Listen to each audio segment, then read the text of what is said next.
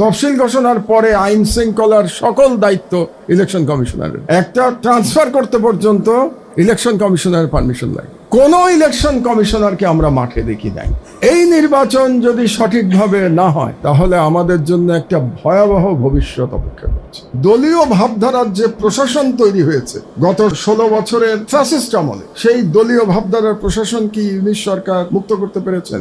ওই দলীয় ভাবধারার প্রশাসন দিয়ে আপনি কিভাবে একটা ফ্রি ফেয়ার ক্রেডিবল ইলেকশন করবেন? কেন 10,000 নতুন পুলিশ নিয়োগ দেওয়া গেল না, এটার জবাব আমার জানা। আমি নিজে সরকারে ছিলাম, 5 বছর ছিলাম সরকারে, সরকারের নিয়ম কানুন জানি। তাতে আমি মনে করি এটা সম্ভব ছিল। গোপালগঞ্জের ঘটনার যে পুনরাবৃত্তি হবে না নির্বাচনের সময়, তার কি গ্যারান্টি আছে? খোদাবক্স সাহেবকে রিজাইন করতে হচ্ছে মাত্র 1.5 মাস বাকি ইলেকশনে, তাহলে এতদিন রাখলেন কেন? আর যদি রেখে থাকেন এই শেষ মুহূর্তে বদলালেন কেন? তাহলে খোদাবক্স সাহেব যে কাজটা করছিলেন সেই কাজটা এখন কে করবেন? আপনারা তো কোনো রিপ্লেসমেন্টই নেন নাই। তাহলে আমি ধরে নেবো যে খোদাবক্স সাহেবের কোনো কাজ ছিল না? আমি নিশ্চিত ভাবে বলে দিতে পারি, যেরকম ব্ল্যাঙ্ক চেক দিল্লির কাছ থেকে হাসিনা উপভোগ করেছে, এই ব্ল্যাঙ্ক চেক বাংলাদেশের আর কোন দল কোন রাষ্ট্র থেকে পাবে না বিদেশে। উনি বললেন আকন সাহেব মিলিটারি ফখরুদ্দিন সরকারের কথা শুনতো, খুব ভুল। ফখরুদ্দিন সাহেব মিলিটারির কথা শুনতেন। এইসব ভুল ধারণা করলে রাজনীতিবিদ হতে পারবেন না আপনারা। ফখরুদ্দিনকে বসিয়েছিল মিলিটারি, উনি মিলিটারি ওনার কথা কি শুনবে? উনি মিলিটারিকে জি হুজুর করে চলতেন। এটাই ছিল সেই সরকার, এবং তার পিছনে ছিল ভারত। যে 2014 সালের আগে আমাদের ভালো নির্বাচন হয়েছে, প্রথমেই আমি এই ন্যারেটিভটাকে চ্যালেঞ্জ করছি। আমার হিসেবে 2001 সালের পরে বাংলাদেশে কোনো ভালো নির্বাচন হয় নাই। প্রকৃতপক্ষে আমরা 25 বছর পরে আমরা একটা ভালো নির্বাচনের আশা করছি, হবে কিনা এখনো বলতে পারছি না। তো 2008 সালের নির্বাচনটাকে আমি আমার অনেক লেখায় এটাকে ম্যানেজড নির্বাচন বলেছি। ম্যানেজড কেন বলেছি? একটু আগে আকন সাহেব এখানে খুব প্রশংসা করে গেলেন ফখরুদ্দিন সাহেবের, উনি থাকলে ভালো হতো। বাংলাদেশে যে ভারতীয় সম্প্রসারণবাদ বিস্তার লাভ করেছে, এই সম্প্রসারণবাদ বিস্তার লাভ করার পেছনে ফখরুদ্দিন মঈনুদ্দিনের বিশাল অবদান ছিল। আকন সাহেবরা রাজনীতি করেও এগুলো কেন ভুলে যান আমি বুঝতে পারি না। এবং 2008 সালের নির্বাচনের একটা ঘটনা আপনাদেরকে জানাই। 2008 সালে আপনারা জানেন যে বিএনপি মাত্র 30 সিটে জয়লাভ করেছিল, বা আমি যেটাকে বলি 30 সিটে তাদেরকে জয়লাভ করতে দেয়া হয়েছিল। তার মধ্যে আশ্চর্যজনকভাবে লক্ষ্মীপুরের 4টা আসনেই বিএনপি জয়লাভ করেছিল, 4টায় 4টা। তো আমি এটা খুব কৌতূহল হয়েছিল আমার। তো একজন সাংবাদিক হিসেবে, পলিটিক্যাল অ্যানালিস্ট, লেখালেখি করি, এটার জন্য আমি জানবার চেষ্টা করেছিলাম যে লক্ষ্মীপুরে কি এমন ঘটনা ঘটেছিল যাতে 4 সিটে বিএনপি জিতল।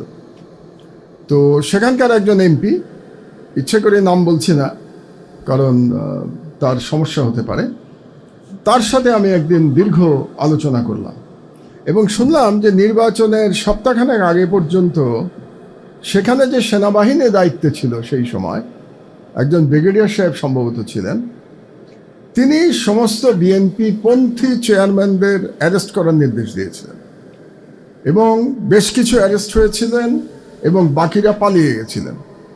তো তখন এমপি সাহেবরা, মানে যারা নির্বাচন করছিলেন বিএনপির, তারা বুঝতে পারলেন যে এই অবস্থায় নির্বাচন করলে তাদের ভরাডুবি হবে, কারণ ভোটাররা পালিয়ে থাকবেন এবং যারা পোলিং এজেন্ট তাদেরকে পাওয়া যাবে না। সৌভাগ্যবশত একজন এমপির জিওসি যিনি ছিলেন, একজন জিওসির সাথে তার কোনো একটা পারিবারিক সম্পর্ক ছিল। তিনি সেই জিওসিকে ফোন করলেন এবং তিনিও পালিয়েছিলেন তখন, মানে 4 জন এমপি যারা ইলেকশন করছেন তারাও তখন পালিয়ে আছে। তো সেই ভদ্রলোক ফোন করলেন জিওসিকে, ফোন করে বললেন যে আমরা তো পালিয়ে আছি। তো তখন সেই জিওসি বললেন ঠিক আছে, আমি কুমিল্লা ক্যান্টনমেন্ট থেকে ডিজিএফআই এর একজন কর্নেলকে পাঠাই সরেজমিনে অবস্থা দেখবার জন্য। তো সেই কর্নেল গিয়ে তাকে ফোন করলেন। ফোন করার পরে সেই ভদ্রলোক বললেন, দেখা করতে বললেন। সেই ভদ্রলোক বললেন আমি দেখা করবো, আমার নিরাপত্তা কোথায়? বলে আপনি চিন্তা করবেন না, আমাকে বলা হয়েছে আপনাদের নিরাপত্তা দেওয়ার জন্য। তো সেই ভদ্রলোক, মানে এমপি যিনি কন্টেস্ট্যান্ট, তিনি বললেন আমাকে যে রাতের বেলা গাছের পিছনে লুকিয়ে তিনি দেখছিলেন যে আসলে নিরাপদ কিনা। আমি অবস্থাটা বোঝাতে চাচ্ছি আপনাদেরকে, যে ইলেকশনের অবস্থাটা। তো এমপি সাহেবরা দেখছেন, যারা ইলেকশন করবেন, লুকিয়ে দেখছেন যে ওখানে যাওয়া তার জন্য নিরাপদ কিনা। তারপরে তিনি মনে করলেন যে নিরাপদ, তারপরে তিনি গেলেন এবং সেই কর্নেল সাহেবকে বললেন যে আমাদের এই অবস্থা, আমরা কেউ নির্বাচন করতে পারছি না, সব চেয়ারম্যানরা পালিয়েছে। তো তিনি বললেন আপনি চেয়ারম্যানদের আসতে বলেন। তো চেয়ারম্যানরাও তখন বনে বাজারে পালিয়েছিলেন, বিএনপি পন্থী চেয়ারম্যানরা। তো তারাও এমপি সাহেবের ভরসা পেয়ে তারা আসলেন চেয়ারম্যানরা, এবং সেই কর্নেল সাহেব বললেন যে আপনাদের কোনো চিন্তা নেই, অন্তত আমাকে নির্দেশ দেওয়া হয়েছে, জিওসি নির্দেশ দিয়েছেন এখানে অন্তত ফেয়ার নির্বাচন করবার জন্য। তখন কর্নেল সাহেব বললেন যে আমি কালকে দিনের বেলা আসবো, আপনি দিনের বেলা আসবেন, ওই এমপি কন্টেস্টেন্টকে বললেন। তো দিনে আসলেন। তো দিনে এসে তিনি হ্যান্ডশেক করলেন জনগণের সামনে, এবং তিনি গাড়িতে ওঠার সময় সেই এমপি কন্টেস্টেন্টকে একটা স্যালুট দিয়ে চলে গেলেন। এই যে স্যালুট দিয়ে চলে গেলেন, তখন জনগণের মধ্যে আস্থা আসলো যে আমরা ভোট দিতে পারব। এবং তারপরে লক্ষ্মীপুরে শুধুমাত্র একটা ফ্রি অ্যান্ড ফেয়ার নির্বাচন 2008 সালে হয়েছে। আমি এই কথাটা এই জন্য বললাম আপনাদেরকে যে প্রশাসনের ভূমিকা কতটা গুরুত্বপূর্ণ, প্রশাসন কি সিগন্যাল দিচ্ছে এটা কতটা গুরুত্বপূর্ণ, এটা বলার জন্য। আমাদের ভুলে গেলে চলবে না যে 2008 সালে ডিলিমিটেশন করা হয়েছিল শুধুমাত্র আওয়ামী লীগকে জিতানোর জন্য। এমনভাবে ডিলিমিটেশন করা হয়েছিল যাতে করে আওয়ামী লীগ একটু সহজে জিততে পারে। দুর্ভাগ্যবশত সেই সময় ইলেকশন কমিশনে যারা ছিলেন তার মধ্যে একজন কিন্তু বর্তমান সরকারের উপদেষ্টা। তো আমি আশা করতে চাই তিনি পূর্বের ভুল থেকে শিক্ষা নিয়েছেন, এবার ফ্রি অ্যান্ড ফেয়ার নির্বাচন করবেন, কারণ ওবার তো তারা আওয়ামী লীগকে জেতানোর চেষ্টা করেছিলেন। কাজেই আমি কাউকে বলতে শুনে যে ইউনিশ সরকার, অথর্ব, ফখরুদ্দিন সরকার খুব ভালো ছিল, তারা এত তাড়াতাড়ি ইতিহাস ভুলে যায়। তাদের মনে হয় ফখরুদ্দিন সরকারের সঙ্গে বললেন আকন সাহেব মিলিটারি ফখরুদ্দিন সরকারের কথা শুনতো, খুব ভুল। ফখরুদ্দিন সাহেব মিলিটারির কথা শুনতেন। এইসব ভুল ধারণা করলে রাজনীতিবিদ হতে পারবেন না আপনারা। ইতিহাস জেনে রাজনীতি করেন। ফখরুদ্দিনকে বসিয়েছিল মিলিটারি, উনি মিলিটারি ওনার কথা কি শুনবেন, উনি মিলিটারিকে জি হুজুর করে চলতেন। এটাই ছিল সেই সরকার, এবং তার পিছনে ছিল ভারত, সামনে ছিল ফখরুদ্দিন মঈনুদ্দিন, পিছনে ছিল দিল্লি। এই কথাটা বলা প্রয়োজন আগামী নির্বাচনটা বোঝার জন্য। শেষ পুরনো আলোচনা। এবার বর্তমান সরকারের চ্যালেঞ্জগুলোতে আমি একটু আসি। আমি আসলে খুব তাত্ত্বিক আলোচনা করতে যাচ্ছি না, তাত্ত্বিক আলোচনা আমরা যিনি কিনোট স্পিকার তার কাছ থেকে শুনেছি। কাজে আমি কিছু প্র্যাকটিক্যাল আলোচনা করতে চাচ্ছি নির্বাচন নিয়ে। প্রথমেই হচ্ছে যে দলীয় ভাবধারার যে প্রশাসন তৈরি হয়েছে গত 16 বছরের ফ্যাসিস্ট আমলে, সেই দলীয় ভাবধারার প্রশাসন কি ইউনিশ সরকার মুক্ত করতে পেরেছেন, ক্লিন করতে পেরেছেন? আমার বিবেচনায় পারেন নাই। তো যদি না পেরে থাকেন, তাহলে ওই দলীয় ভাবধারার প্রশাসন দিয়ে আপনি কিভাবে একটা ফ্রি ফেয়ার ক্রেডিবল ইলেকশন করবেন? এটা আমার প্রশ্ন, একজন নাগরিক হিসেবে, একজন ভোটার হিসেবে আমার প্রশ্ন। তো অনেকগুলো কাজ করতে পারতেন এই সরকার, যেটা করেন নাই। ওনারা প্রায় 1.5 বছর সময় পেয়েছেন। সেই সময়ের মধ্যে শর্ট ট্রেনিং দিয়ে কেন 10,000 নতুন পুলিশ নিয়োগ দেওয়া গেল না, এটার জবাব আমার জানা নেই। আমি নিজে সরকারে ছিলাম, 5 বছর ছিলাম সরকারে, সরকারের নিয়মকানুন জানি, এবং তাতে আমি মনে করি এটা সম্ভব ছিল।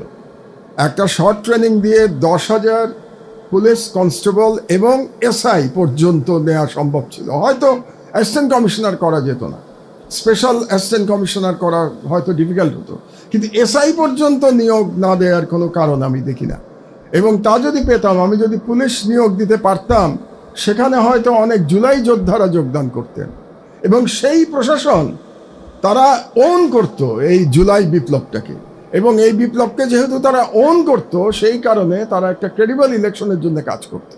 ইউনুস সাহেবরা এটা বুঝলেন না কেন আমি বুঝতে পারি না। কাজে আমি মনে করি এই সরকারের এটা একটা বড় ব্যর্থতা যে তারা একে তো প্রশাসনকে সাজাতে পারেন নাই, মুক্ত করতে পারেন নাই ফ্যাসিবাদ থেকে, দ্বিতীয়ত তারা নিউ ব্লাডও আনতে পারেন নাই। 1.5 বছর সময় পাওয়ার সত্ত্বেও তারা এটা পারেন নাই।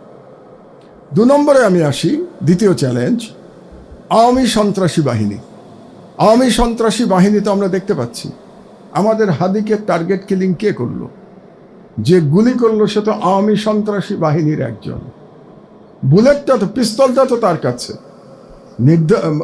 নির্দেশ এসছে ওপার থেকে, কিন্তু বুলেটটা তো ছিল আওয়ামী সন্ত্রাসী বাহিনীর কাছে। এবং আওয়ামী সন্ত্রাসী বাহিনী কি করতে পারে এটা আমরা এনসিপির ছেলেদের গোপালগঞ্জের ঘটনার মাধ্যমে আমরা দেখেছি যে আওয়ামী সন্ত্রাসী বাহিনী কি করতে পারে।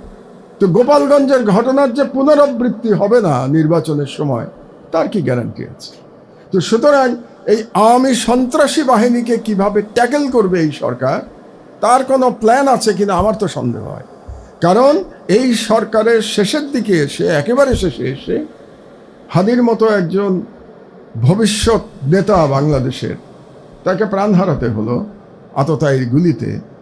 এই শেষ সময়ে এসে খোদাবক্স সাহেবকে রিজাইন করতে হচ্ছে, মাত্র 1.5 মাস বাকি ইলেকশনে। তো রিজাইন করছেন মানে কি? তার মানে খোদাবক্সের কাজে সন্তুষ্ট না এই সরকার। তাহলে এতদিন রাখলেন কেন? আর যদি রেখে থাকেন এই শেষ মুহূর্তে বদলালেন কেন? তাহলে খোদাবক্স সাহেব যে কাজটা করছিলেন সেই কাজটা এখন কে করবেন? আপনারা তো কোনো রিপ্লেসমেন্টই নেন নাই। তাহলে কি আমি ধরে নেবো যে খোদাবক্স সাহেবের কোনো কাজ ছিল না? কোনো কাজ ছাড়া আপনারা বেতন দিয়েছেন? It's absolute stupidity. তো এই ধরনের সরকার কিভাবে চলতে পারে এটাও আমি বুঝতে পারি না। সুতরাং আওয়ামী সন্ত্রাসী বাহিনীকে মোকাবেলা করা 2 নম্বর চ্যালেঞ্জ হবে। 3 নম্বর চ্যালেঞ্জ ভারতীয় আগ্রাসন মোকাবেলা করা। আমি অনেকবার বলেছি এটা নিয়ে, অনেক ছেলেরা অনেক সময় জুলাই যোদ্ধারা আমাকে ভুল বুঝেছে। আমি অনেক সময় বলতাম যে বাংলাদেশে একটা ফ্রি, ফেয়ার, গ্রহণযোগ্য নির্বাচন ভারতের স্বার্থের বিরুদ্ধে। ভারত চায় না বাংলাদেশে একটা অ্যাকসেপ্টেবল ইলেকশন হোক। এটা বললে সবাই অবাক হয়ে যেত, আপনি এটা কি বলছেন যে ভারত ইলেকশন চায় না? মানে ভারত মুখে বলছে ইলেকশন চায়, আমি মুখে বলছি, তারা চায় না। কারণ ইলেকশন হয়ে গেলে এবং সত্যি সত্যি যদি জনগণের অভিপ্রায় সেখানে প্রতিফলিত হয়, তাহলে পরে সেই সরকারের সময় বাংলাদেশে এই অপকর্মগুলো করা কঠিন হয়ে যাবে। ইন্টারন্যাশনালি ভারত চাপের মধ্যে পড়বে। কাজে তার জন্য সুবিধা, বাংলাদেশে যদি একটা অস্থিরতা থাকে তাহলে ভারতের জন্য সুবিধা। তো এই যে ভারতের আগ্রাসনের, আপনি আজকে আমাদের পত্রিকার একটা লিড নিউজ, এটার টাইটেলটা হলো, হেডিংটা হলো, আমি জানি না আপনারা কতজন পড়েছেন, হিন্দুত্ববাদী ভারতের কপট মাইনরিটি কার্ড। কপট মানে আপনারা জানেন হিপোক্রেসি। কপট মাইনরিটি কার্ড। কদিন আগে রাজবাড়িতে সম্ভবত একটা সন্ত্রাসী বাহিনীর প্রধান নিহত হয়েছে গণপিটুনিতে। খুবই খারাপ কথা। লিঞ্চিং কোনো সভ্য সমাজে অ্যাকসেপ্টেবল না। কিন্তু সে নিহত হয়েছে তার রিলিজিয়নের জন্য না, সে নিহত হয়েছে তার কর্মের জন্য নিহত হয়েছে সে। কিন্তু ভারতে 2 ঘন্টার মধ্যে প্রচারণা শুরু হয়ে গেছিল যে একজন হিন্দু যুবককে পিটিয়ে মারা হয়েছে, অথচ সে ওখানকার সবথেকে নটোরিয়াস সন্ত্রাসী বাহিনীর প্রধান। চাঁদাবাজি করতে গিয়ে এলাকার লোক তাকে পিটিয়ে মেরে ফেলেছে। এটাও খারাপ, কারণ এতে মনে হয় যে জনগণের সরকারের প্রতি আস্থা নাই, না হলে তাদেরকে আইন কেন নিজের হাতে তুলে নিতে হচ্ছে। কিন্তু প্রচারণাটা খেয়াল করুন। এবং কোন ভারত আমাদের দেশের মাইনরিটি কার্ড খেলছে, যে ভারতে প্রতি মাসে একজন মুসলমানকে পিটিয়ে হত্যা করা হচ্ছে, প্রতি মাসে। লিঞ্চিংয়ে ওয়ার্ল্ড রেকর্ড করেছে, ধর্মীয় কারণে পিটিয়ে হত্যা করার ওয়ার্ল্ড রেকর্ড ভারতের।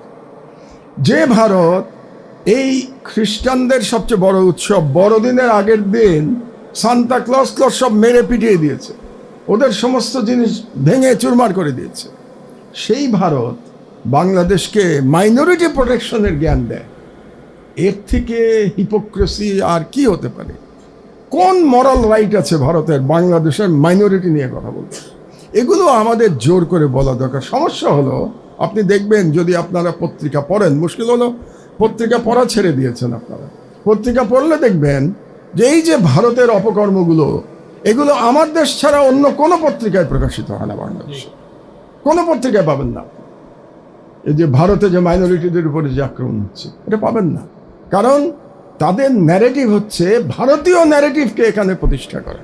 বাংলাদেশ দুর্ভাগ্যবশত বাংলাদেশের অধিকাংশ মিডিয়া হচ্ছে ভারতীয় ন্যারেটিভের সাপোর্ট বেস হিসেবে এখানে কাজ করে, ইন্ডিয়ান সফট পাওয়ারের অংশ হিসেবে এখানে কাজ করে। এটা হচ্ছে আমাদের দুর্ভাগ্য।